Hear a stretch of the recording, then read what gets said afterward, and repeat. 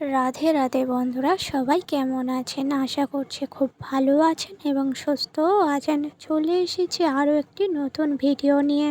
বুধবার ফলহারিণী অমাবস্যার দিন ভুলেও খাবেন না এই 5টি জিনিস, না হলে আপনার জীবনে ভয়ঙ্কর দারিদ্রতা নেমে আসতে পারে। বন্ধুরা, এই ফলহারিণী অমাবস্যা হচ্ছে বছরে 12টি অমাবস্যার মধ্যে সব থেকে বড়। তাই এই দিনে ভুলেও খাবেন না এই খাবারগুলি, নয়তোবা আপনার সারা বছর নানা প্রকার রোগ জ্বালা যন্ত্রণায় ভুগবেন। মা কালী অশুভ শক্তিকে এই দিনে বিনাশ করে, তাই মা সহায় না থাকলে পরিবারে আপদ বিপদ লেগেই থাকবে। বন্ধুরা, জ্যৈষ্ঠ মাসের অমাবস্যাকেই বলা হয় ফলহারিণীর অমাবস্যা, কারণ মা সেই দিন তার ভক্তদের কর্মফল হরণ করেন এবং তাদের মুখ্য এবং কাঙ্ক্ষিত ফল প্রদান করে থাকেন। এই বিশেষ দিনে মা কালীর সাথে সাথে খাদ্য খাবারের যে নিষেধ আছে সেটি অবশ্যই সকলের পালন করা উচিত।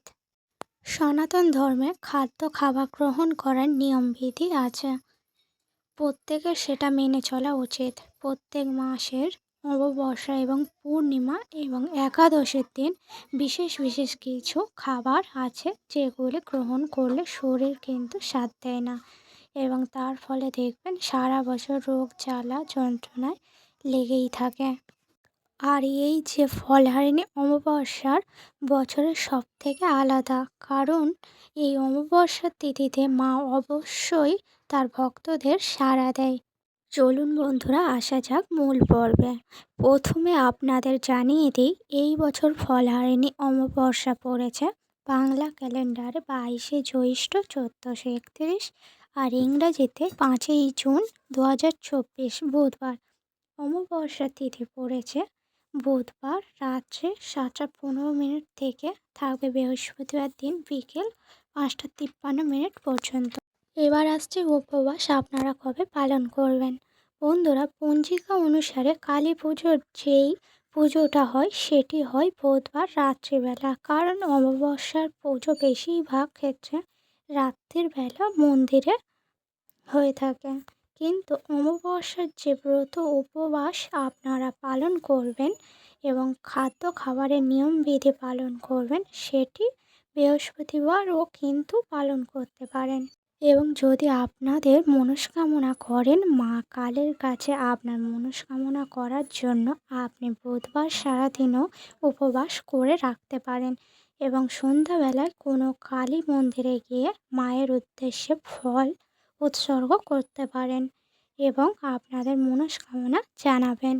আর বন্ধুরা, এই জ্যৈষ্ঠ মাসে আপনারা কিন্তু যে কোনো ফল এই সময় পেয়ে যাবেন।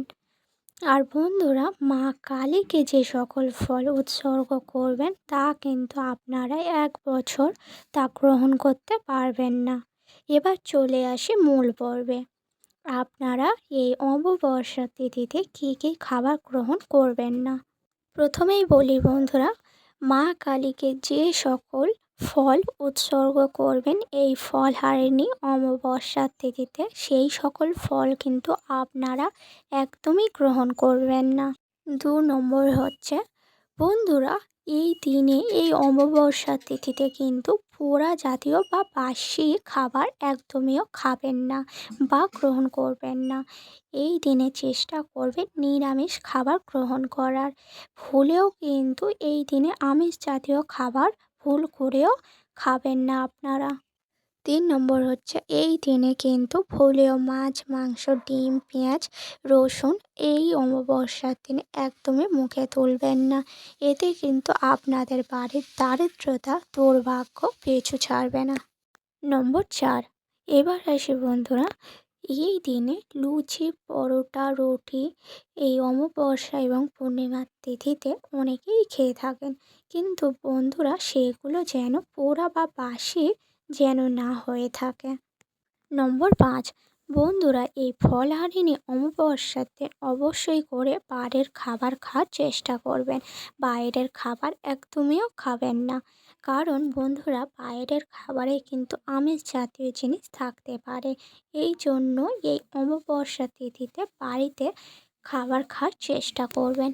ভিডিওটি ছিল এই পর্যন্ত। ভিডিওটি যদি ভালো লেগে থাকে লাইক করবেন, কমেন্টে জয় মা কালী লিখে যাবেন এবং আমার চ্যানেলটিকে সাবস্ক্রাইব করে রাখবেন। ধন্যবাদ।